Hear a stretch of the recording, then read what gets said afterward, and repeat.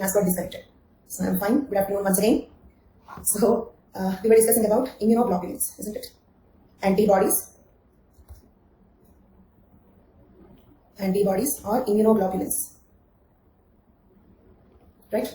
And keep naming. Okay. So what are these called as? Antibodies are also called as immunoglobulins. No, wrong answer. Heavy chains. Very good. And there are two small chains. What are these called as? Light chains. Very good. Okay. And the upper portion, I'm drawing the red line, that is an imaginary line, there are no such lines. So the portion of the antibody which is above, okay, the red line, that is called as variable region. And this is variable region of heavy chain, variable region of light chain, variable region of heavy chain, variable region of light chain. And from here to here, it means around 50% of the half of the light chain and 3/4 of the heavy chain is constant region. Got it? Major portion of the heavy chain and half of the light chain is constant region. Okay, so this is CH. Okay, this is CL, constant region of the light chain. Okay, then we were comparing this with lock. Okay, so in the locks you may have square shaped locks or circular or oval shaped. Okay, so some locks can be larger. Did you understand? Okay, actually keyhole, when it comes to the actual keyhole, every lock will have a different keyhole. That is highly variable. And when it comes to the remaining part, this part, when it comes to the remaining part, that also can vary, but not as much as the variable chain. We can have a few types of constant region also. Is it clear? So the CH can be 5 types. The CH can be 5 types. Okay, C delta, C alpha, C gamma. Okay, C mu and C epsilon. Okay, you can remember it as DAGMI. Okay, CH is of following types. Got it? Okay. Out of all these, and if the CH is, listen to this statement carefully, if the CH is C delta, then it is called as IgD. Did you understand? D type immunoglobulin. Okay. So Dr. Uha, if you are a medical doctor, if you have a biology background, you can try to follow, you can follow. Okay. And otherwise, better follow like the recorded classes. Right? There. Okay. If the CH is delta type, then we call it as IgD. Okay. IgD means that is one type of immunoglobulin, D type immunoglobulin. Okay. If the CH is C alpha type, that is IgA. Okay. If the CH is C gamma type, gamma category, okay, then it is called as IgG. Got it? IgG. And if the CH is mu type, then it is IgM. And if the CH is C epsilon type, we call it as IgE. These are the 5 categories of the immune antibodies. Clear till now? Then out of all these, IgM is the largest. There are 2 specialties of it. This is the largest. And it is the first antibody, first category of antibody, okay, that is produced. Yes, RH is IgM type. Okay, I remember in that context we discussed a little bit about this. Okay, RH is IgM. Then this is the largest antibody, and during infection, for example, if a person gets the COVID infection, the first type of antibody that he produces is IgM. Is it clear? IgM. And later he will produce IgG. Okay, this is the largest and the first antibody produced against pathogens. Got it? So what is the first reaction if any pathogen enters into our body? What is the first class? We call them as classes. This DAGMI. Okay, they are called 5 classes of antibodies. Okay, what is the first class of antibody that we produce in response to infections? Okay, fine. So after IgM, next we produce IgG. It means, think and tell me, okay, can we produce different classes of antibodies for the same antigen? Think and answer, no hurry. Can we produce different classes of antibodies for the same antigen? Yes, exactly, correct answer. It means the VH remains the same, did you understand? And the CH keeps changing. Okay, so if a person gets COVID infection, okay, first he will produce IgM, then the variable region remains the same. The CH will change. The CH will become C gamma later, after some time. That is the reason why, like in antibody testing, COVID-19 antibody testing, if we can find IgM, then it means the person recently got the infection. Okay, if you can find IgG, okay, in the sample, then it means it's an old infection. Okay, many days back he got infected. Okay, this is also in connection to current affairs or in connection to basics, but I'm not giving it a title of basics because here also you may have to write it. Okay, fine. Then is it clear till now, or you have any doubts? Okay, very good. So what is gamma marker? Okay, gamma marker. If you observe this one, C gamma. Got it? C gamma. This is nothing but gamma marker. Okay, GM or gamma marker. This is the 4th one we are discussing. RH we completed, ABO we completed, and then HLA completed. The 4th marker that we are discussing is gamma marker. Gamma marker refers to this one, IG gamma, IgG. Okay, now look at here. Allotypes located in the constant region of IgG antibodies have been studied over 40 years through serological typing. Okay, allotypes means what? For example, in IgG also, there can be certain subtypes. Got it? Okay, it means the IgG produced by all of us is not exactly the same. There can be some subcategories. Okay. Then the allotypes located in the constant region of IgG antibodies have been studied over 40 years through serological typing. Serological typing means what? Like blood, blood typing, blood grouping. Same as serum typing, serum grouping. Okay, studying the serum. Serum is a liquid component of the blood. Okay, leading to identification of variety of GM haplotypes whose frequencies vary sharply from one geographic region to another. Thus, GM shows population variation. Is it clear about GM? In the production of GM also, we have a few haplotypes. Different haplotypes are more frequent in different geographic conditions. So IgG, okay, that is gamma marker, shows population variation. Okay. So as of now, we completed 4, RH, ADO, HLA, gamma marker. Now let us see what is immunogenetics. Immunogenetics. Okay. If you remember in 9.1, biochemical methods and immunological methods will be covered in 9.6. Do you remember? We have to complete that.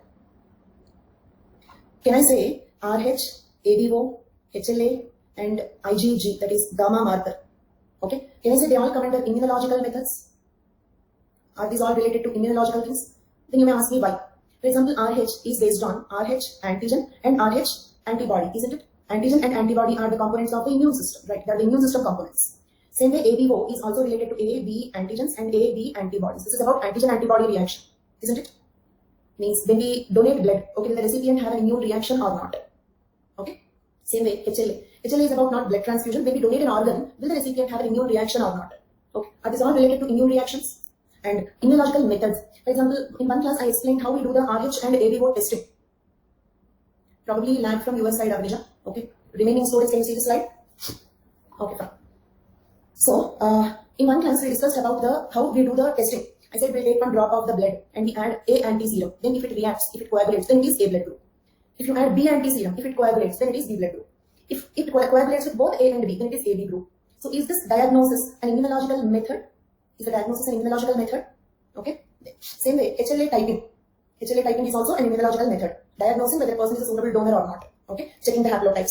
Fine. Same way, Ig gamma. This is related to immunoglobulins, antibodies. So they are also the components of immune system. Okay. So under immunological methods, okay, you can write these 4. So immunological methods completed. Clear? In 9.1, immunological methods completed. This one over. Serology means study of serum. Serum is a liquid component of the blood, a transparent liquid component of the blood. This antigen and antibody reactions will happen in the serum. Okay. Antigen and antibody reactions will happen in the serum. Can we proceed?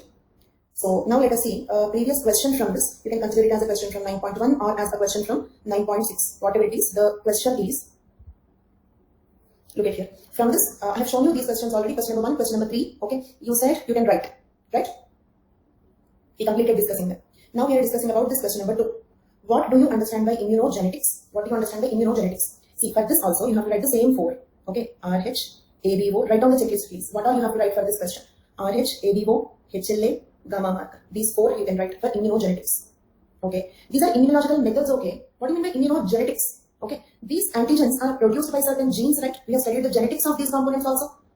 Okay. Like the CDE genes and the D being most important. Or for ABO, multiple alleles, IA, IB, IBO, codominance, IA, IB, codominance. And IA, IB are dominant over IBO. Okay. So we studied the genetics of that. And we studied the haplotypes of HLA. That's the genetics of HLA. And same way, immunoglobulins are also some proteins. And you know that proteins are produced by genes. So for gamma marker also, we have genes and haplotypes. But of course, we did not discuss about them in depth.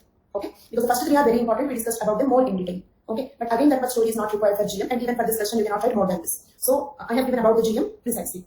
Okay. So did you understand what you have to write for immunogenetics? Immunogenetics means genetics of immune system components. Okay. For that, from what we have studied, you can write these 4. Then explain with suitable examples. These are the examples. And I have given a model answer for this in the notes. Let us check the model answer once. Okay. Can I proceed? I briefly explained how to write.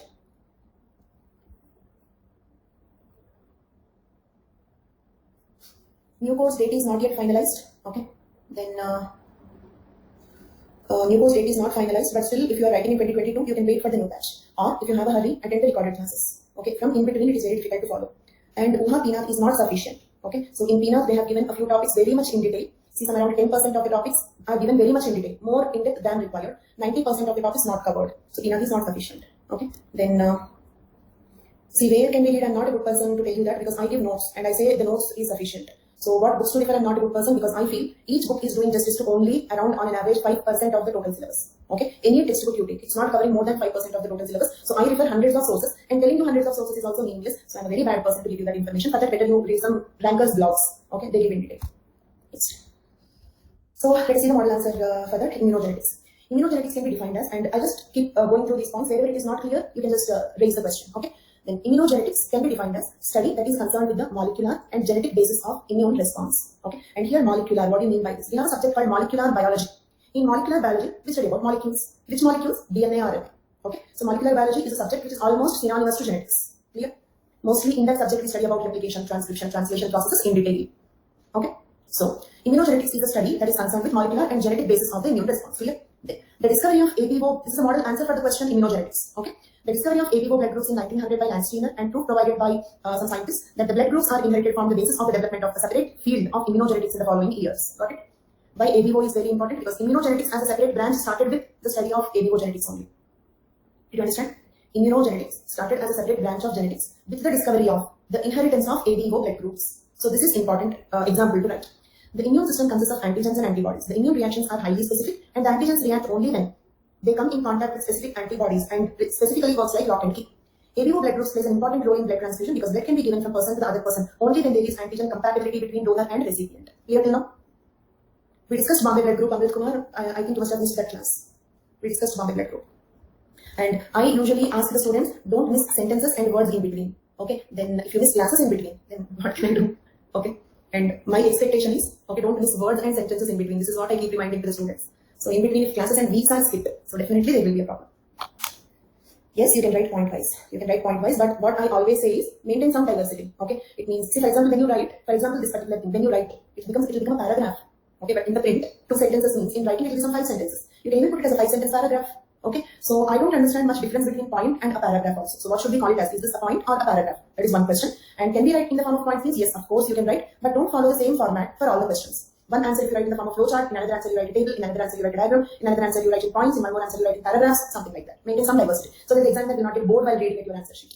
Okay, new batch date and time are not finalized, but still if you're writing in 2022, you can still wait for the new batch. Okay, so now, so are the points in the slide clear? Can we move on? Next. And you all know this already. AB is universal recipient, O is universal donor. I did not mention O negative because this is not including RH. This is particularly for ABO. If you confine to ABO, then AB is the donor. AB is the recipient, O is the donor. If you include RH, AB positive is the universal recipient, O negative is the universal donor. In this table, RH not included, so it is given as O. Okay. Then recipient blood group, it means can receive blood from and can donate blood to. This table I gave you as a homework, so I hope you can better understand this. Then RH blood groups are important because they cause hemolytic disease in RH positive babies. This paragraph is about erythroblastosis fetalis. Do you remember? RH positive mother, RH negative mother, RH positive baby. The second baby can develop a disease called erythroblastosis fetalis. Next, HLA or MHC is one very important aspect in the study of immunogenetics, as multiple allele combinations of HLA determine whether transplanted tissue or organ will match with the recipient body or not. Isn't it? Immunogenetics also includes the study of genes that code for immunoglobulins, like for example gamma marker. This is how you can write. So this is a model answer for immunogenetics.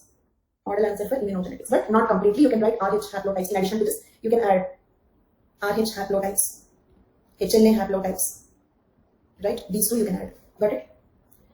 Application of gamma marker to study the population variation because different subtypes of IgG, okay, are present with different frequencies in different populations. Some subtypes are more common in Africans, some subtypes are more common in Europeans, like that. So to study the population variation, we use that. Okay? Can you proceed? So once again, I repeat, this is a model answer for immunogenetics. But you can add the RH haplotypes and HLA haplotypes to it to make the answer a little more informative. Fine. So now let us move on to the next topic, hemoglobins. Hemoglobins. Any doubts still here? Okay. So hemoglobins are ferroproteins. Means what? They have an iron component and a protein component. Okay, present in the RBCs, right? Heme is a large organic molecule having an atom of iron, right? Iron means it is not the free iron. Iron is embedded inside a large organic molecule called heme. Okay, and because of this, like I'll ask you a small question. Okay, why blood will not rust? Do you understand? Blood contains water, blood contains iron. So why the blood will not rust? Because rusting means oxidation. Okay, some chemical reaction should happen. Okay, but here the iron balance is satisfied. It is embedded in a larger organic molecule called heme, so it cannot be oxidized. It is not free to undergo oxidation. Okay, oxidation is a chemical reaction, so there must be valency there, but its valency is it's embedded inside. Not heparin, heme. Heparin is different, nowhere related here. Okay, that is a blood thinner. Okay, so you must have read in the COVID-19 context itself. So, is it clear? There. The protein part is known as globin. Okay, and it is made up of 4 polypeptide chains. The protein part, every hemoglobin will have a heme and a globin. This is the iron component. This is the protein component. Got it? In the hemoglobin, the protein component is globin. And this globin contains 4 polypeptide chains. Polypeptide chains means what? You know that proteins are chains of amino acids. The chemical bond between amino acids is peptide bond. Peptide bond. So, a chain of amino acids is called as a polypeptide chain. All proteins are polypeptides. All proteins are polypeptides. Okay? So, each globin contains 4 polypeptide chains. In that, 2 alpha globulin and 2 beta globulin. Globulin proteins means what? Some three-dimensional globular, globe-like proteins. Got it? And there are types in that, alpha type, beta type. There are two types. Actually, there are many types of globin proteins. Okay. Here we have two types of globulin proteins. They are alpha globulins, beta globulins. Clear? Then the function of hemoglobin is to carry oxygen. You know that. Then in man, there are at least 4 physiological hemoglobins. We have different types of hemoglobins. Embryonic hemoglobin means the hemoglobin that we have when we are in the embryonic stage. Second, fetal hemoglobin, the hemoglobin that we have when we are in the form of fetus. Adult hemoglobin means presently what hemoglobin we have. Then in that, adult only. Actually, adult hemoglobin is called HbA, but there is another variant of the adult hemoglobin that is HbA2. Okay. Tell me what are the 4 types of hemoglobin we have? Quickly, what are the 4 types of hemoglobins we have? Embryonic, fetus, adult, A2. Adult is A. A2 is also adult, but another variant of it. Okay. But whatever it is, whether it is embryonic or fetal or A1 or A2, whatever it is, all hemoglobins have 4 polypeptide chains. Did you understand? Okay. And 2 are alpha type, 2 are beta type. Okay. Now, in the normal adults, however, embryonic hemoglobin is not present because it disappears by the 3rd month of embryonic life. So, till what stage we produce embryonic hemoglobin? After 3 months of the gestation period, not 3 months after the birth. After the 3rd month of the gestation period, embryonic hemoglobin disappears. Means fetus will not have embryonic hemoglobin. Then, with birth, after the birth, fetal hemoglobin is not produced. Fetal hemoglobin disappears after birth. So, adult hemoglobin means don't think that after we become 21-year-old, then we will produce adult hemoglobin. This is not that adult. Since birth, we will produce adult hemoglobin only. Adult here means not fetal. Got it? But after the birth, the fetal hemoglobin slowly disappears and it will completely disappear by the age of 2 years. Did you understand? After birth, the fetal hemoglobin will start disappearing. But 1-year-old baby will have a little amount of fetal hemoglobin. After 2 years, it will totally disappear. Okay? However, a small amount remains in the adult cells also. Traces, little amount of our body also. Adults also, even today, we have a little amount of, but traces of it. Little amount of fetal hemoglobin in our body also. And normal adult hemoglobin is called as HbA. Okay? And it is 98% of our present hemoglobin. Clear? At present, whatever hemoglobin we have, in that 98% is HbA, 2% is A2. 2% is A2. Okay. Then I said whatever might be the type of the hemoglobin, each hemoglobin contains 2 alpha globulins, 2 beta globulins. Then now let us see what all comes under alpha globulin category. Okay. What all comes under alpha globulin category? This is found on chromosome number 16. Okay. Just remember please. Alpha globin gene cluster. Cluster means what? A group of genes. Alpha globin gene cluster is present on chromosome number 16 and it includes genes that code for alpha and zeta. Okay. So alpha, okay, and zeta, they both come under alpha and zeta.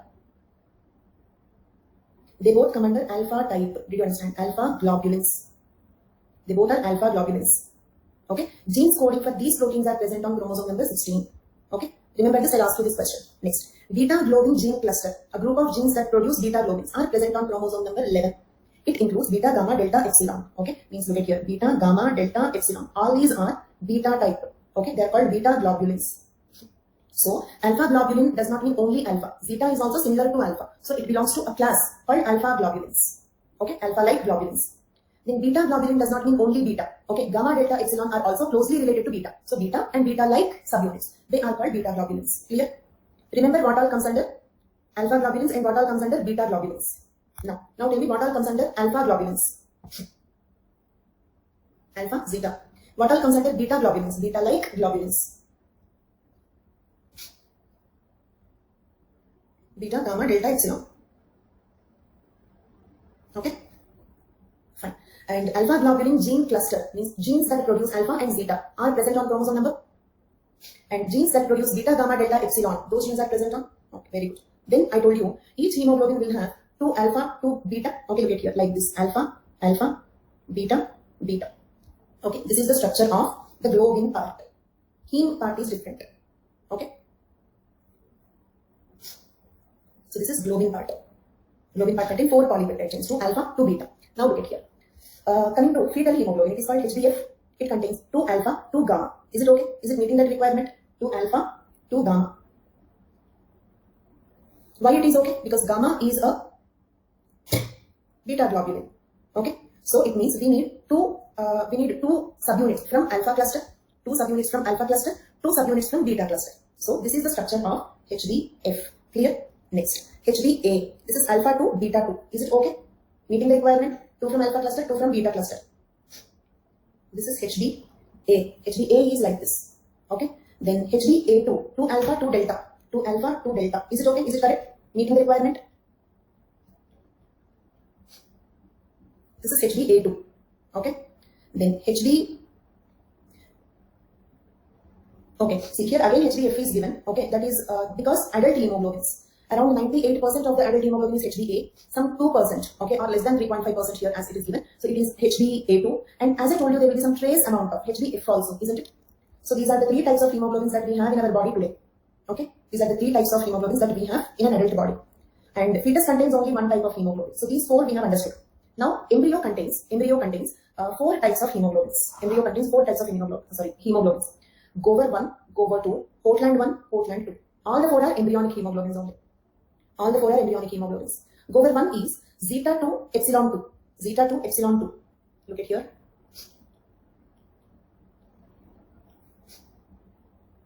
Zeta 2, epsilon 2. Is it meeting the requirement? 2 from alpha cluster, 2 from beta cluster. So zeta is from alpha cluster, epsilon is from beta cluster. So this is Gover 1. Okay. Gover 2, alpha 2, epsilon 2. Okay. Portland 1, zeta 2, gamma 2. Portland 2, zeta 2, beta 2. Okay.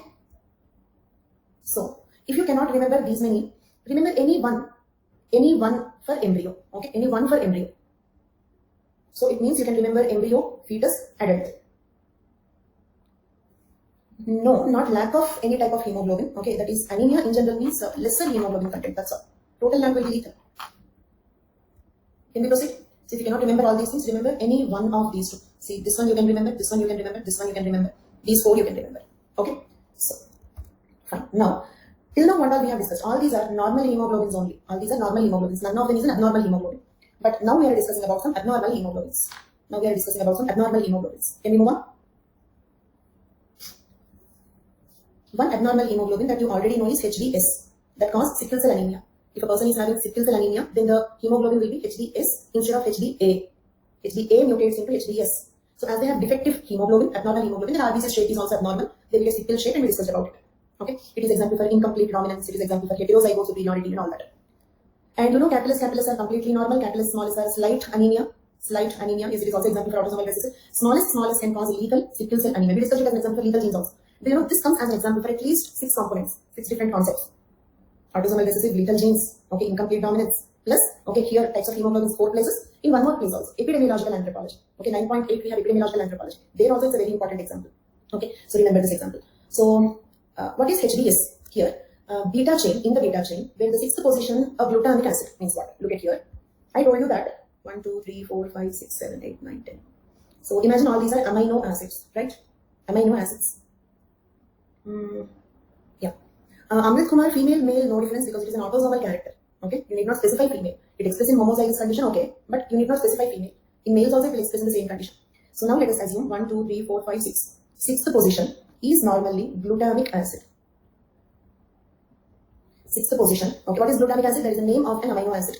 We have total 20 amino acids. In conditional lethals, we spoke about tryptophan, tyrosine, right? Same way, glutamic acid is also one amino acid. Arginine. There is many amino acids. 20 amino acids we have. Glutamic acid, all those are not related here. Okay, so all these are phenylalanine, tyrosine, tryptophan. Those 3 we have already discussed. Glutamic acid is also one amino acid, and you need not list amino acids. We have 20 amino acids. Glutamic acid is one of them. Fine. Then, now, in the place of glutamic acid, due to a mutation, okay, if valine is present, do you understand? If valine is present, means glutamic acid changes to valine. Why glutamic acid changes to valine? Due to mutation in the hemoglobin gene. Okay, clear for all of you? If capital S mutates to, okay, look at here. This is also important understanding. Here, capital S produces HbA. Agreed? Capital S produces HbA, means normal hemoglobin. Capital S has nothing to do with the disease. If this undergo mutation, if capital S mutates, then it forms smallest. Smallest produces HbS. Okay, don't think that HbS, so the capital S gene will produce HbS. No, capital S produces HbA, normal hemoglobin. Smallest is mutated gene, so that will produce HbS, defective. So due to this mutation, okay, due to this, like gene produces protein, proteins contain polypeptide chains, amino acids. When the gene sequence changes, the amino acid sequence also changes. Instead of glutamic acid, if the hemoglobin contains valine, then it is, okay, if valine is present, then it is HbS. If glutamic acid is present, then it is HbA. Clear? Why only glutamic acid converts to valine? Okay, okay. If I tell that in the 9th position, valine gets converted to glutamic acid, Avnija, then also you can ask me the same question. By chance, if I tell you that in the 9th position, valine gets converted to glutamic acid, then also the same question comes. Mutations are random. Any gene can get mutated, and due to mutation, any change can happen. Because of this mutation, the change is glutamic acid is getting converted to valine. Right? Amino acids are not in pairs. Amino acids are not in pairs. This is not pair. Don't think that it is glutamic acid valent pair. It's not a glutamic acid valent pair. There is no. Don't think that they are pairing. No pairing. This amino acid name is the name of this amino acid is valine. Sorry, the name of this amino acid is glutamic acid. Now valine is not pairing. Okay, glutamic acid is changing into valine. Means I should better write it as glutamic acid gone, valine came. Got it?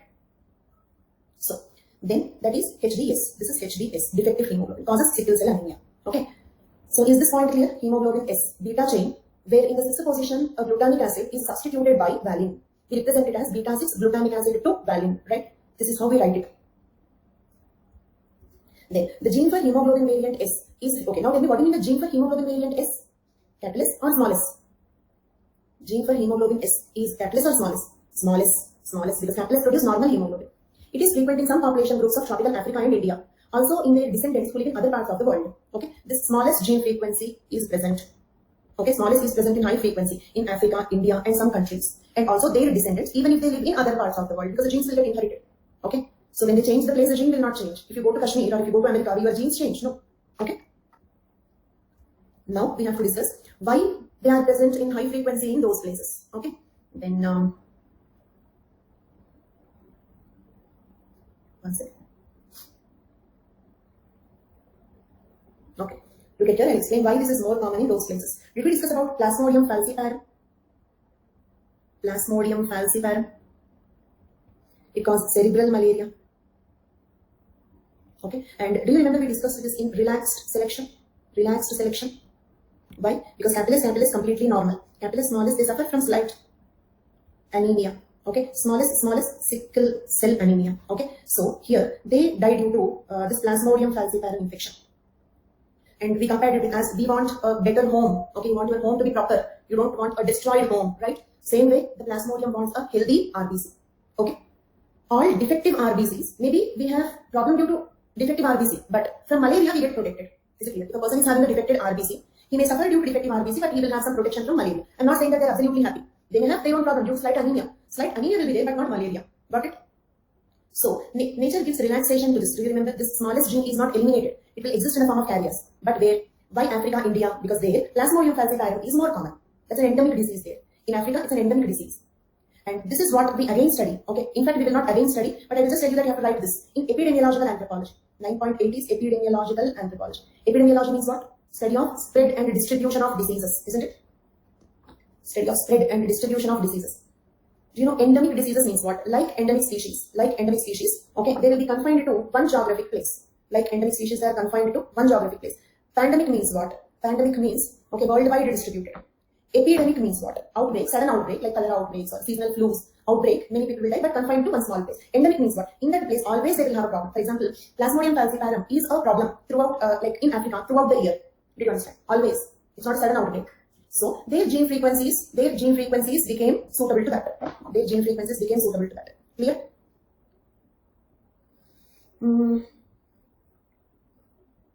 Okay.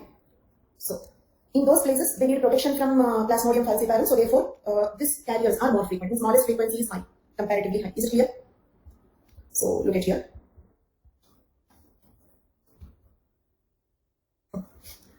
Highest frequency, that is 10 to 40% individuals of the sickle cell trait in tropical Africa. In Africa, it is present in highest frequency. And not highest, but quite high among India, Greece, southern Turkey.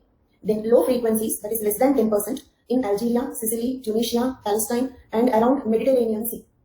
This is worldwide distribution of sickle cell trait.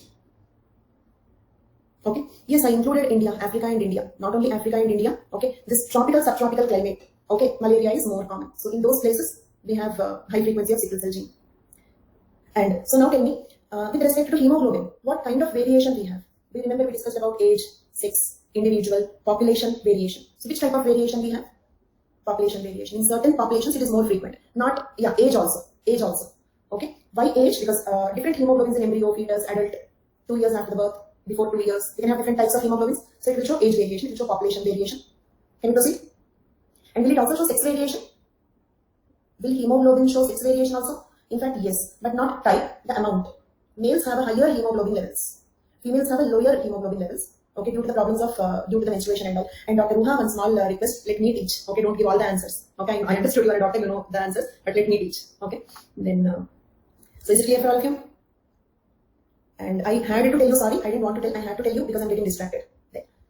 So now, the presence of sickle cell trait has been reported from among the people of Northern Europe. Okay, this is not found in Northern Europe, most of Asia and Australia. In these places, sickle cell anemia is very, very less common. Okay, so in these 3 paragraphs, it is about the population distribution only. Then let us see malaria sickle cell hypothesis. Malaria sickle cell hypothesis. Okay, it's an important key sentence, key phrase. Make sure that you write it. Malaria sickle cell hypothesis means what? Sickle cell trait protects the people from malaria. This is known as malaria sickle cell hypothesis. Who proposed this? We know that, but who proposed this? Okay, Allison. Allison proposed that sickle cell trait gives some protection from malaria. Okay. Then, on what basis he gave that point? Okay, means how can you say that sickle cell trait gives protection from malaria? First point is the distribution of HBS and malaria coincide. It means what? At the geographic places where malaria is more prevalent, at all those places, sickle cell trait is more frequent. Means the distribution is coinciding. This is one evidence. He quoted this as the first evidence. Second evidence is sicklers. Sicklers means what? Those who are suffering from sickle cell anemia, either carriers or sickle cell anemia patients, possess a small number of parasites than non-sicklers. It means what? When we study the blood samples of 2 malaria patients, okay, we can both are malaria patients. One is Catalyst, one is Catalyst mollis. Then you may ask me one question. You said that Catalyst mollis is resistant to malaria. Does not mean that they will never get malaria, but less common. If they get, when they studied the blood samples of these 2 malaria patients who had lesser number of parasites in their blood, means even if they get less severe, like presently they are saying about the vaccine. If you take vaccine, you may still get COVID, but the severity can be less, isn't it like that? So this is, he is giving us a second evidence. Third evidence is experimentally demonstrable that sicklers are less susceptible to malaria than non-sicklers. It means what? In the laboratory, they have taken the blood of this type of patients, this type of people, the blood of these people, and they exposed the blood to the parasite experimentally in the laboratory. Okay, got it? Then the parasite could easily attack this type of blood. Okay, this is an experimental evidence. So based on these 3 evidences, Allison proposed that sickle cell trait provides resistance to malaria. Okay, as it is, you can write this in epidemiological anthropology also, 9.8. It's a very important example. Not only that you can write, you have to write. It is a very important example for epidemiological anthropology. Okay. Next, let us see HDE. Like HDS, HDE is also a defective hemoglobin, and this is because of beta-26 glutamic acid to lysine. Did you understand? It means in the 26th position, originally there is glutamic acid. If that is substituted by lysine, then it forms a defective hemoglobin called HDE. Clear? Okay. And like HDS, HDE also shows population variation. It means what? HDE is relatively more common in certain population groups. In what population groups is given here, you can go through that. Can I proceed? Next one, HBC. What is the name of the disease? There is no name. Okay, if there is a name, I would have told you. Okay, sickle cell anemia, 100 times I used the word. So if there is a name of a disease, okay, why there is no disease name? It's a defective hemoglobin. Hemoglobin name is HBE. Okay, first line. Beta-6 glutamic acid to lysine. I think you joined. Okay, like in HBS, what did I say? Beta-6 glutamic acid to valine, isn't it? Same way here. Okay, in the polypeptide chain. See, I should not explain every time like this. You should apply. You should be able to apply. Let us imagine this is 26th position. Here it should be glutamic acid. GLU means glutamic acid originally. But due to a mutation, instead of glutamic acid, if you have lysine, lysine is another amino acid. Then that forms a defective hemoglobin called HDE. But if you understood beta-6 glutamic acid to valine, you should apply the same technique for beta-26 glutamic acid to lysine also. Okay? Clear now? Can I proceed? Okay, GLU means glutamic acid, LIS means lysine. And actually you can write like this because these are the standard codes. Okay, these are the standard, these are not self-abbreviations. Amino acids have standard 3-letter codes, so you can write them. So in the 26th position, actually every protein will have many amino acids. 26th amino acid is substituted, then it is HBE. 6th amino acid is substituted, HBS. Next one, HBC. Here I have given it very short. Okay, if you observe in the first example, I have explained it in detail. In the second example, I gave one sentence. In the third example, I gave you only one word. Okay, because you should be able to apply. The same sentence applies here also.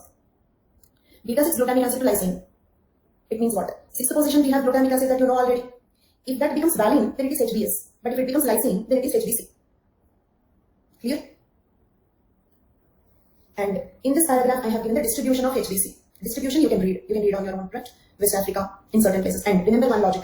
Not only HBS, HBC, HBE, all defective hemoglobins can give some protection to malaria. Is it clear? Why? Because they want. Please write full form in the slide. So that it will be understandable afterward. Please do not mind. But I will mind, Rama. I will surely mind. Okay? Next. Because already people are laughing at me looking at my slides. Slides will never be so lengthy. Okay? So, and they are standard abbreviations. So should not be a problem. Then. So coming to this, HBC, this is, and remember, like every point, the point is, every type of defective hemoglobin will give some sort of protection to malaria. Okay, same logic, because Plasmodium host cell is RBC and Plasmodium wants the healthy RBC. Got it? Next, thalassemia. Heme part remains constant. There is no difference in heme part. Okay, and and one more thing, like here, even if you have LYS, you can write it as you need not write the full form also, because that's the standard abbreviations. All 20 amino acids are standard three-letter abbreviations, so you can even write like this. Okay, next, thalassemia. So now let us see what is thalassemia. And remember, thalassemia also gives protection from malaria. Remember, all RBC related defects can give some protection to malaria. Therefore, they are present more frequently in the regions where malaria is prevalent. Okay. So they all show population variation. All defective hemoglobins show population variation. Now thalassemia and sickle cell anemia, thalassemia, they are important GS points also. And all these you can write in epidemiological anthropology also, multi-purpose, not only 9.6. GS point of view, epidemiological anthropology. Because epidemiological anthropology is about diseases, their distribution and their spread. Thalassemia. Thalassemia is not a defective hemoglobin or defective beta chain. Total absence of the beta chain. It is more dangerous. Thalassemia is much more dangerous. Is it clear? Till now, HBS, HBC, HBE, they are defective beta chains, isn't it? If you observe, all of them are beta chain related problems. Adaptation to environment also, yes. Beta 6 glutamic acid to lysine, okay, and this one is beta 26 glutamic acid to lysine or beta 6 glutamic acid to valine, okay. They are beta chain problems. In thalassemia, it is not a mutation in the beta chain, total absence of the beta chain is thalassemia, okay. The term thalassemia has been derived from two Greek words, thalassa means sea, okay, and rhema, which means blood, okay. And the reason is this is common around Mediterranean Sea, therefore it is also known as sea anemia thalassemia. That is the reason why the name. Thalassa means sea. Which sea? Mediterranean Sea. Why it is named after sea anemia? Okay, because it is common around Mediterranean Sea. Why it is common around Mediterranean Sea? Same malaria logic. Malaria is prevalent around the Mediterranean Sea, so to give protection to that, thalassemia is also more frequent around the Mediterranean Sea. Same malaria sickle cell hypothesis, same logic. It is also known as a Cooley's anemia because Cooley discovered this disease, identified this disease for the first time. Okay, he described it. So sea anemia, Mediterranean anemia, Cooley's anemia, thalassemia are the different names of it. And there are two types of thalassemia: beta thalassemia, alpha thalassemia. Clear? Beta thalassemia means what? Look at here, I'll explain. Beta thalassemia means, that's all, beta chains are missing. Did you understand? Beta thalassemia means beta chains are missing. Alpha thalassemia means what? Beta chains are missing. Only two chains will be there instead of the four. Okay? Not a defective beta chain absent. Okay, depending on which beta chain is absent, we have alpha thalassemia, beta thalassemia. Okay? Then, alpha thalassemia is a complete lethal. Alpha thalassemia is a complete lethal. We don't find it commonly. Why? Because alpha chain is a compulsory. And also you may ask me one question.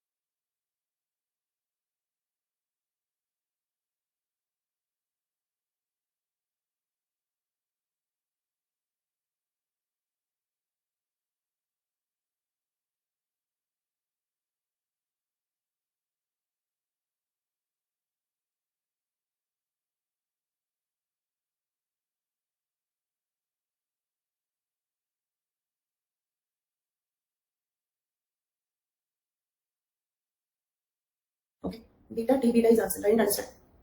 Okay, you may ask me one question. Sickle cell anemia, HBC, HBE, all of them are defects in beta chain, right? So why don't we have defects in alpha chain? Because they are more dangerous. People having those mutations will die. So we don't find them in the population. Clear? Because alpha chain is more important. Same like Y0. Do you remember I said X0 found but not Y0? Because they will die before birth. Or here in this case soon after the birth. Or before the birth, aborted. Means fetus also cannot survive without alpha chains or beta chains. Okay? Now, we'll come to that. Okay, we'll come to that point more in detail. So now forget about alpha thalassemia. Leave it. Now we are studying about beta thalassemia. Beta thalassemia is again 2 types. And you're going to give me all these answers again. So listen carefully. You don't have the luxury to think about your friends or sleep in between. I'll ask you again. So beta thalassemia is again 2 types. Thalassemia major, thalassemia minor. Thalassemia major means what? Here also, look at here, capital T is normal. Means they have all 4 chains. Did you understand? Capital T, there is no problem. Lethal is small t. It's a recessive lethal. Lethal is small t. Okay? Then, if it is small t, then it is a thalassemia major, means big problem, major problem. So remember like that. If it is capital T, small t, like sickle cell anemia case only. Do you remember capital small is slight anemia? Like that. Here also, capital T, small t is thalassemia minor. Thalassemia minor can survive. They are carriers. Thalassemia minor, they are carriers. Thalassemia major, death. Clear? Thalassemia major is a lethal hemolytic anemia. Symptoms include enlarged spleen and liver, jaundice, decreased count of RBC, etc. Thalassemia minor causes mild anemia. Is it clear? So this is also an example for incomplete dominance. Incomplete dominance. Just like sickle cell anemia. Thalassemia major, die. Okay, capital T, happy, no relation with the disease at all. Capital T, small t, slight anemia. Because it is also an example for incomplete dominance. So thalassemia is an example for incomplete dominance, recessive lethal. Okay, then epidemiological anthropology, genetic markers, relapsed selection. Okay, it is example for all the concepts for which sickle cell anemia is an example. No, that is hemophilia. Bleeding will not stop is hemophilia. Thalassemia is not that. Royal family disease is hemophilia, not thalassemia. Okay, right? So, and one student was asking me in beta thalassemia, which chain is missing? Beta chain is missing. In alpha thalassemia, alpha chain is missing. Okay, can we proceed?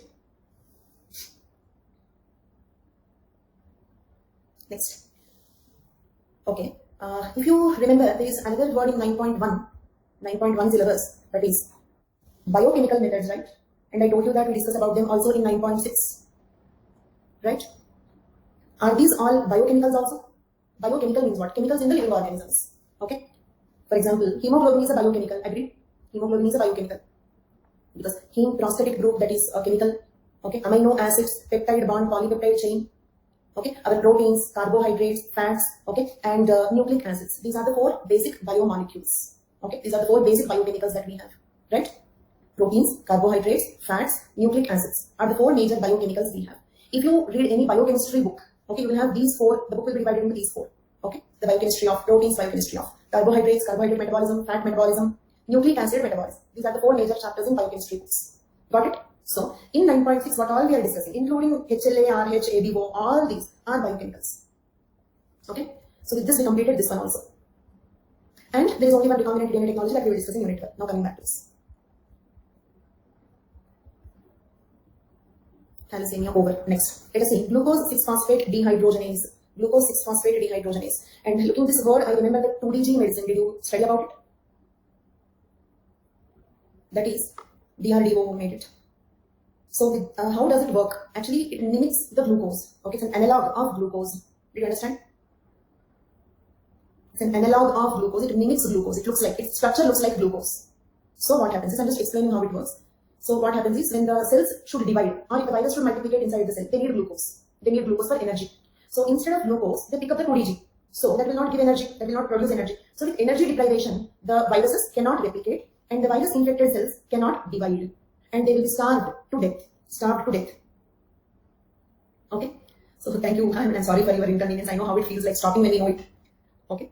Then, so got the logic. So instead of glucose, the cell and the replicating virus that picks up the 2DG and that cannot give energy, so they will be starved to death. But actually, it's not any new medicine. Okay, they were drug trials. There is an article in the Hindu newspaper also. Okay, about its efficacy, about questions related to 2DG. Okay, so actually, it is an older drug. They have done the trials for cancer, so that the cancer cells will be deprived of energy and they will be starved to death. But it was never approved. Why? Because like along with cancer cells, it can also kill healthy cells by starving them to death. That is the problem. Here also, same problem. Virus infected cells will be starved to death. Very good. But virus infected cells are the human lung cells. If the lung cells start to die, there can be side effects of that. Did you understand? So virus infected cells are starved to death. Very good. Virus cannot replicate. But the virus infected cells are our self cells, our own lung cells. If they are starved to death, we may have side effects. Okay. So this is one small negative point about that. But in this situation, okay, living itself is sufficient, so we don't have the luxury of thinking about side effects. Okay, so maybe it will be proven as a miracle drug for COVID. We should wait and watch. Yes, they started using it. They have given approval. Leave about 2 DG, coming to this. And this has nothing to do with 2 DG. Okay, just speaking about the glucose, so I just think about it. Glucose 6-phosphate dehydrogenase. This also we have discussed it in lethal genes. Do you remember? Farism, conditional lethals, same example. Okay, it is a red cell enzyme, and this is also biochemical. Glucose 6-phosphate dehydrogenase is also biochemical. These are biochemical methods to study the population variation. Okay, it's a red cell enzyme. It means we have this enzyme in RBC, which normally metabolizes glucose. Actually, it is an enzyme in the glycolysis process. It actually metabolizes glucose in the red blood cells. Some persons are deficient of this enzyme. Okay, and here also the same thing. If the plasmodium grows in such RBC, it will be starved to death. Did you understand? Similar mechanism as we discussed in 2DG. Okay, plasmodium infected RBC. In the RBC, glucose 6-phosphate dehydrogenase will break down the glucose. Then we get energy. Then the cell will get energy. But if this enzyme is absent, in such RBC, glucose will not break down. So such RBC will not get energy. Then how can the plasmodium grow? So plasmodium do not want such RBC. So even this gives a survival advantage to malaria. So all RBC related defects give survival advantage to malaria. Clear? Individuals with such G6PD deficiency are met with in high frequency in Africa, Southeast Asia, Indonesian archipelago, Burma, India, and other countries bordering the Mediterranean Sea. And the distribution of all these defects also is common. Okay, around the Mediterranean, tropical, subtropical climate. If you remember that, you can easily remember the examples. Countries you can easily remember. You have a logic to remember. Okay, and the distribution of G6PD deficiency can be correlated with that of the Plasmodium falciparum malaria. Same logic. Then genetic markers in plasma. With this we completed G6PD also. Next, genetic markers in plasma are serum proteins. This is the word given in the syllabus. Serum plasma, they are the liquid components of the blood. Okay, so in that first one, haptoglobin. And here I have given the difference between serum and plasma also. Serum means plasma minus clotting factors. Plasma is a kind of an opaque liquid. Serum is a kind of a transparent liquid. They both are the components of the blood.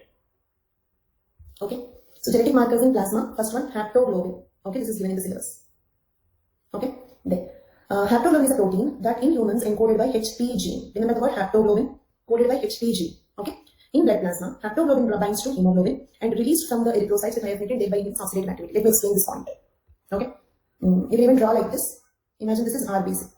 You know RBCs die after 120 days. Lifespan is 120 days. Then once the RBC break down, the hemoglobin comes out.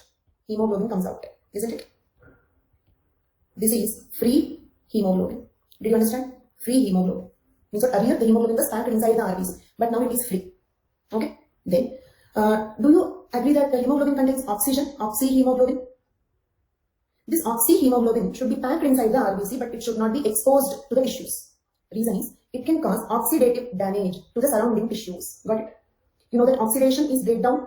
Oxidation means damage.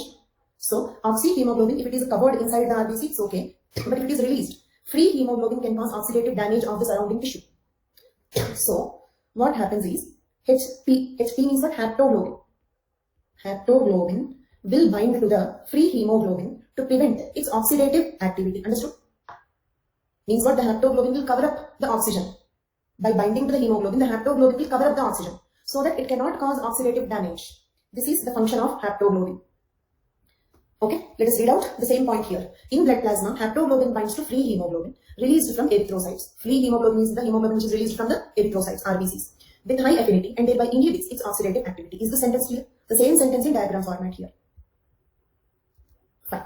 The haptoglobin hemoglobin complex will be removed by the spleen. You can ignore this word, don't complicate your things.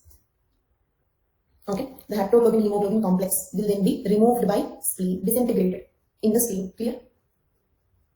Can we proceed?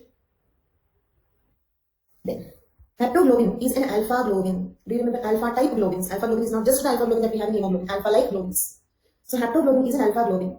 It combines with hemoglobin in the plasma, but by electrophoresis it can be easily identified. Erythrocytes means RBC. Okay, then there are essentially 3 types of haptoglobin, such as, and look at here. See, HP gene produces haptoglobin, right? And there are 2 alleles, HP1, HP2, and they are codominant. So we can have 3 types of HP: HP11, HP12, okay, HP22. Understood? This is an example for codominance. So 3 types of hemoglobin are produced. Sorry, haptoglobin. What are the 3 types? HP11. Okay, yes, like A group, B group. This is like A group. This is like B group. This is like AB group. HP11 means what? HP1, HP1. HP22 means what? HP2, HP2. Right? HP12 means what? HP1, HP2. IB, like that. Is it clear for all of you? So this also shows population variation. It means what? In some populations this is more common, in some other populations this is more common, in some other populations this is more common. So HP also shows population variation. So what are we have to remember? What are the takeaway points? First, what is haptoglobin? What is its function? It is coded by what genes and its distribution. These are the 4 points you have to write. There are essentially 3 different types of haptoglobin such as HP11, HP12, HP22. It is encoded by one gene with 2 alleles, namely HP1, HP2. HP1 and HP2 are homozygous, while HP12 is heterozygous of HP1 and HP2. These are codominant autosomal alleles. The 2 alleles follow Mendelian principles of inheritance. Clear? Any doubt in any point? So what is haptoglobin? Coded by which gene? Coded by HP gene. What kind of gene it is? Autosomal. Okay. How many alleles? 2 alleles. What is the relation between the alleles? Codominance. How many types of haptoglobin? 3 types. What kind of variation? It shows population variation. Okay. Among the populations of Central and West Africa as well as Central South America, HP1 gene occurs in very high frequency. This is distribution point. So it shows population variation. And for each marker, okay, remember what kind of variation it shows. Right? Can you proceed? And for hemoglobin, I forgot to tell you one small point. I told you that hemoglobin types are different in different population, okay, but levels also, in male and female, the hemoglobin levels also will differ, right? High hemoglobin levels in males, high hemoglobin levels in low hemoglobin levels in females, same way. Hemoglobin levels also vary in different populations. Interesting point. Populations living in high altitude conditions have more hemoglobin in their body. Can you tell me the reason? Populations living in high altitudes have more hemoglobin in the body.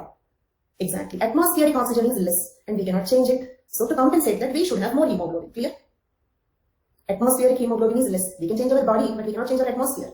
So, to compensate the low oxygen levels in atmosphere, our hemoglobin levels should increase. If you have more hemoglobin, somebody is confused. I recently understood the meaning of this symbol. Okay, so somebody is confused. The point is, okay, so if you have more hemoglobin levels in our body, then our blood will be more efficiently absorbing the oxygen, even if it is in low concentration. Clear? That is the logic there. Okay, so that is hemoglobin, leave it. So here, HP1 is more frequent in Central and West Africa as well as Central South America. Okay, and for the symbols, names are not coming, so don't be conscious, use whatever symbols you want. For symbols, names are not coming. Next marker, transferrin. In the syllabus, it is given as a transferring. That is wrong, it is transferrin. Okay? So, what are transferrins? Transferrins are iron binding, means what they bind to iron. Blood plasma, present in blood plasma. Glycoprotein. The word glyco means sugar. The word glyco means sugar. Protein is protein. So, glycoprotein means sugar protein complex. Right? So transferrin is a glycoprotein and it is present in blood plasma and it is an iron binding protein. It binds to iron. Why it binds to iron? Remember, see, in our body, we cannot use all chemicals in all formats. For example, we cannot use free oxygen in our blood. Okay, free oxygen in our body. Okay, agreed? Only oxygen which is in the form of oxyhemoglobin. If hemoglobin carries it, then only we can use it. Free oxygen is harmful to us, in fact. Oxyhemoglobin is a usable form of it. Same way, iron also. Oxidation, yes, free iron can cause oxyhemoglobin is a usable form of oxygen we have. Same way, iron, free iron, we cannot use it. In the food we eat, we have iron, okay? And sometimes when the people are anemic, they also give iron tablets. So this iron, we cannot use it, okay, if it is free. If the iron is bound to transferrin, then we can use it. Did you understand? If the iron is carried by transferrin, then we can use it. So that is, transferrins are iron binding blood plasma glycoproteins, right? That controls the level of iron in biological fluids. Human transferrin is encoded by TF gene. The gene is a TF gene. Okay. Then transferrin glycoproteins bind iron tightly but reversibly. Means it's not a permanent bond. They can bind weak interactions reversibly. Although iron bound to transferrin is less than 1.1% of the total body iron, it forms the most vital iron pool. Iron pool means what? The total iron we have. In the total iron pool, the iron bound to transferrin is only 0.1%, but this is the most vital part of the iron pool. Okay, with highest turnover rate. You need not remember this value. Okay, you need not remember this value. It means what? Though it is less proportion, this is actually the iron that we can use. Did you understand? Then transferrin has a molecular weight of around 80 kilodaltons. This point is also not needed and contains 2 specific high affinity iron binding sites, Fe3 binding sites. The affinity of transferrin is extremely high but decreases progressively with decreasing pH below neutrality. This is also not needed. Okay, so ignore these 3 points. Okay. Transferrin, iron binding plasma glycoprotein, coded by TF gene. It binds to iron tightly but reversibly. It forms 0.1% of the total iron pool, but that makes a vital part of the iron pool. These 4 points you can remember. Remaining you can ignore. Next. Several molecular varieties of transferrin have been identified. Each one is non-dominant. Non-dominant means not codominant. In this context, codominant. Autosomal allele located in the same locus. The most common is C type, that is PSC, in all populations of the world. The last point is here. These 2 points also you can ignore. Okay. This one you have to write. This one you have to write. This one you have to write. This one till here you can write. Okay, till here you can write. Can we proceed? I mean from here till here. Okay, and the remaining part not needed. Then again, okay, the last point. There are several molecular varieties of transferrin. Each one is a non-codominant allele. Means what? It is an example for multiple alleles and codominance. Each allele gives a different type of transferrin. Out of all of them, PSC is more frequently found in almost all populations of the world. So transferrin is over. Next, albumin. Albumin is a serum protein. It shows several polymorphic varieties which have been reported from different populations. Then others. There are several other serum proteins like group-specific component GC, alkaline phosphate, celluloplasmin, GM system, INB system, etc. And remember, these two are not given in the syllabus. Some extra points included. If you don't want, you can ignore them. Okay. So from this slide, these two are important. Albumin and others are not mentioned in the syllabus, right? So can we move on with that 9.6 completed? So now let us go through the 9.6 syllabus. Age, sex and population variation as genetic marker. Actually, as genetic marker is a wrong sentence here with respect to genetic markers. Okay. Then ADO, RH, blood groups, HLA, HP transferrin. Transferrin, wrong spelling, transferrin. GM, gamma marker. Blood enzymes, right? For blood enzymes, we discussed glucose 6-phosphate dehydrogenase. Okay. If you observe in the syllabus, glucose 6-phosphate dehydrogenase is not mentioned, but they have given blood enzymes. So you can use glucose 6-phosphate dehydrogenase for that. Then physiological characters like HB level. See, when it comes to HB level, okay, two things. One is sex, the other is high altitude. These 2 points you have to explain with logic. Why females have low levels of hemoglobin due to menstruation and childbirth, loss of blood. Then why high altitude populations have more hemoglobin to compensate the low oxygen concentration there. Okay. Same way, actually body fat, look at here. In this body fat, pulse rate, respiratory functions, we discussed in 9.7. We discussed in 9.7 and that comes after 9.5. What is 9.7 unit? Ecological anthropology. Ecological anthropology. Okay, we will discuss in 9.7, but let us just understand the logic here. Body fat. Do you remember in directional selection, I mentioned one rule called Bergman's rule, Allen's rule. Then did I tell you what is Bergman's rule? Large body size in polar regions, small body size in equatorial climate. Okay, more fat in polar climate. That you have to write here. Okay, but that we will. Allen's rule, Bergman's rule, we study in 9.7. But here they have given body fat as a marker for population variation. Is it clear? Is there a population variation with respect to body fat? Yes. Cold climate people have more body fat. Because fat acts as an insulator and also it will undergo oxidation to release more energy or more heat in the body. Then pulse rate. Guess and tell me, quite easy. High altitude, pulse rate will be high or low? High altitude. High, very good. High. Why? To compensate low concentration of oxygen. Did you understand? How can pulse rate compensate low oxygen concentration? See, what oxygen we take into our body is less. That we cannot change. So, if the blood supply increases, there will be effective usage of whatever little oxygen we have. Got it? If the blood flow increases, blood supply increases, with effective supply of whatever little oxygen we have, we can compensate the low oxygen levels. We will have less oxygen, but that will be effectively used. Economic usage of it. Same way respiratory functions. Okay, this is also related to altitude. Rate of respiration means how many times you breathe. Lung capacity. Those are called respiratory functions. What do you think will happen to respiratory functions? Say for example, what happens to your lung capacity as you go to high altitude condition? High altitude people have more lung capacity or less lung capacity? More lung capacity means what? The amount of air you can breathe. The amount of air your lungs can hold. Now also people are recommending us to do pranayama exercises, breathing exercises to improve our lung capacity so that we can keep our lungs healthy. Not only keeping our lungs healthy, if the lung capacity increases, okay, to some extent we can tackle with low oxygen concentration, right? So same logic, high altitude. So HB level, body fat, pulse rate, respiratory function, they show population variation, agreed? They show population variation. And I briefed it here, systematically we will study in 9.7 and you will get notes for them also in 9.7. Okay. So don't worry, we understood about how to write. Okay, don't worry, 9.7 the notes is given. Then sensory perception. Okay, we have already seen one example for it. Let us just have a recap of that. Will you agree that vision is a sensory perception? Vision is a sensory perception. Do you remember color blindness, small c, is more frequent in agricultural communities and less frequent in hunting gathering communities? Because hunting gathering communities would die due to color blindness. Relaxed selection, yes. Okay. So Ramnarayan, you completed this class from the previous. Okay, so can I say sensory perceptions also show population variation? Okay, then in different cultural and socio-economic groups. So with this 9.6 completed. Clear? And the next topic, and we discussed the previous questions, right? We discussed all the previous. From 9.6, they did not ask about the other markers. They have given only about immunogenetics, RH, okay, and blood groups. Other markers are not yet covered.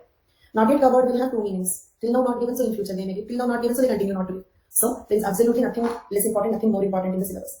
My friends, behalf. Okay, friend wants to know when you will launch new course. Okay, so India wants to know when Bindu is going to launch the new course, but Bindu do not know that.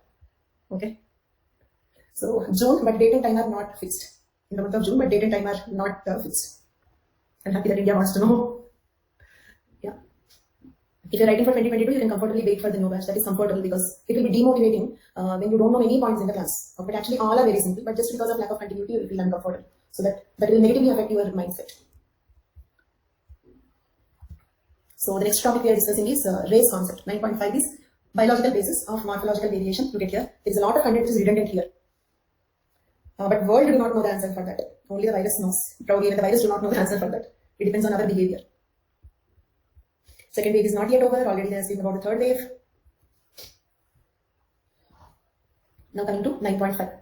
I'll just introduce the syllabus. Biological basis of morphological variation. It means what? We have three major races in the world. Negroid, okay, Negroid, Mongoloid, Caucasoid. So we are speaking about those three races. And one more thing, okay, like different kinds. Some people consider 4 races also. Okay, so three major races in the world: Negroid, Mongoloid, Caucasoid. Their biological variation. With that, we will start our class tomorrow. Okay, how many waves means when you see the history? Spanish flu 100 years back. Okay, there were 3 waves. Same way the first wave was okay, second wave was much deadlier, third wave was less deadly when compared to the second one. So let us at least hope the third one will be the final one. Okay. Race and racism are not done. That we are going to discuss. 9.5 is race and racism. 9.5 is race and racism. Okay. So that's all for today. Thank you so much. Bye bye. Take care.